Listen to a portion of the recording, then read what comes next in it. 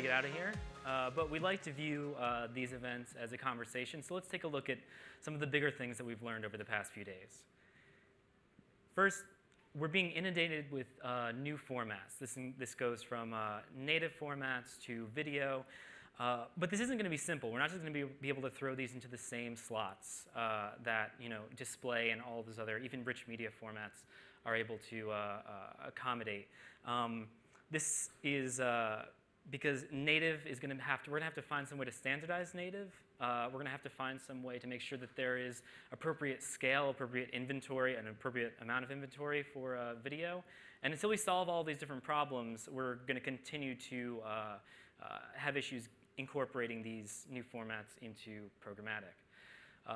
The mobile problem is an obvious one. It's not going to be easy to solve because much of the infrastructure is desktop-centric.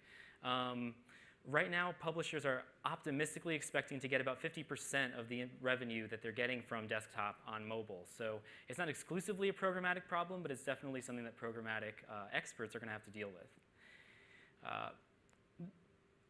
When you're building an infrastructure like the programmatic ecosystem, there are a lot of moving parts, and there are a lot of parties involved. And what we're seeing right now is what I'd call sort of the Tower of Babel problem, where a lot of these providers, third parties, everyone's speaking a different language in one sense or another. There's different terms, not a consistent nomenclature. That's really important in order to build something consistent so that our ads could extend everywhere across the ecosystem. I believe it was yesterday, there was a very good point about erasing that programmatic divide, the programmatic divide between programmatic sales and direct sales. There are some movements in that direction, some really good ones, like private marketplaces, programmatic direct. But until we stop seeing programmatic as a discrete entity and more as a tactic, this will probably continue to be a problem as well. And education will help this along.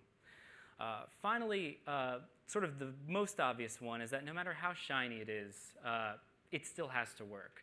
You can have the most robust tech stack, you can have all the data in the world, but if you don't know how to use it, if you aren't plugging it all together correctly, that's still an issue. You need to know at the bottom how everything functions and make sure that it's functioning smoothly. So that's all. Now, please welcome back to the stage for the absolute closing remarks, CEO of Digiday, Nick Fries. Thanks, David.